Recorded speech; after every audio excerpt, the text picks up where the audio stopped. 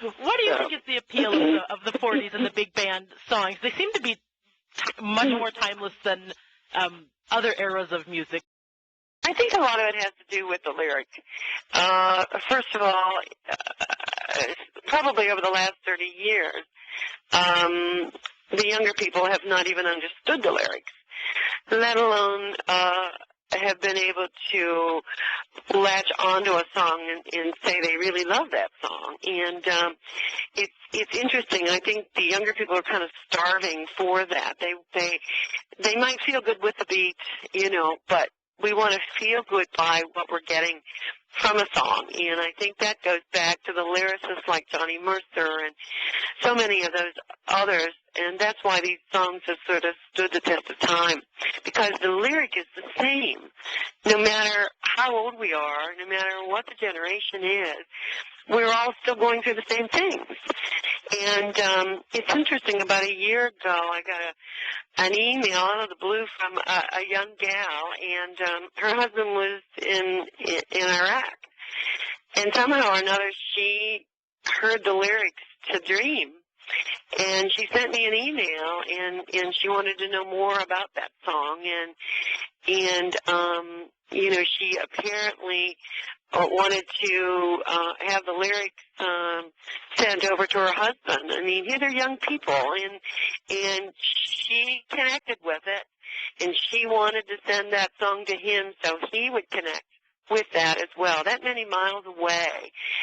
And so I wrote her a note. I asked her for her address, and I sent her our CD called Dream that we did at Capitol Records. And, of course, obviously that's the signature song. Yeah. And I said, as soon as your husband gets home, I want you to play this for him. This is your song. And, I mean, I get goosebumps talking about it, but that's what it's all about. I get goosebumps talking about it, but yet I wasn't part of that era. I own a trademark to it.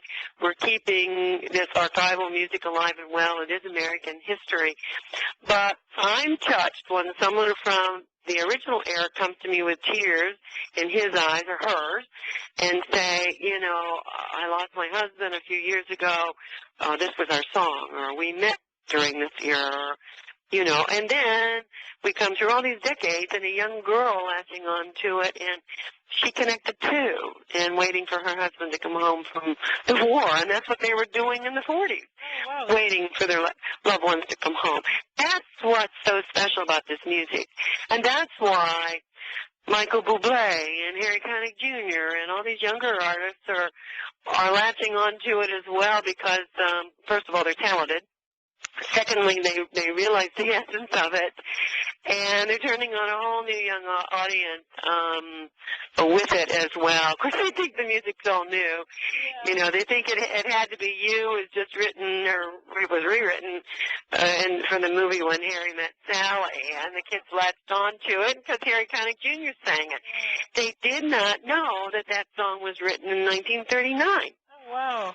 So that's what we do. We're not just selling our show to a senior market. It's fun for us when young people come to it because they've been turned on to it by, yes, younger artists. They've researched it. They find out that it's not new, and that we own the trademarks and we are the legit ones. Jimmy Dorsey Orchestra has never been shut down at any point, nor have the Pied Pipers. We've been ongoing, over the decades as well. And so the neat thing is when they come to us, they thank us for keeping it alive, and they're buying our CDs because they want to know more about the original stuff.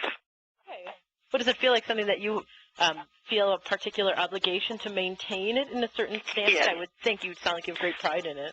Yes, and the other thing that really was the important thing that didn't change hands was the music. So, we've readapted things, but what we're performing are those actual arrangements, some of which we put in medley form. But, if there had been a break in that lineage, then we would have to start it from scratch, and then it's sort of a tribute to.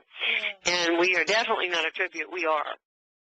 Does your personal music style if your personal taste in music, does it mirror your professional work, or are there other types of music you're interested in as well, or how do you fall on that? Well, again, interestingly enough, our parents were very, very much a part of the big band era. When we were young, obviously that was kind of early television and lots of radio. So I really kind of feel that it's in my blood. I grew up with it. Again, even though my education, my degree was basically in classical music, I love that, obviously. I appreciate all kinds of music, but as far as I'm concerned, there's nothing like that particular era. Again, it's the lyric, it was the style, it was the elegance, the glamour, and we portray that as well.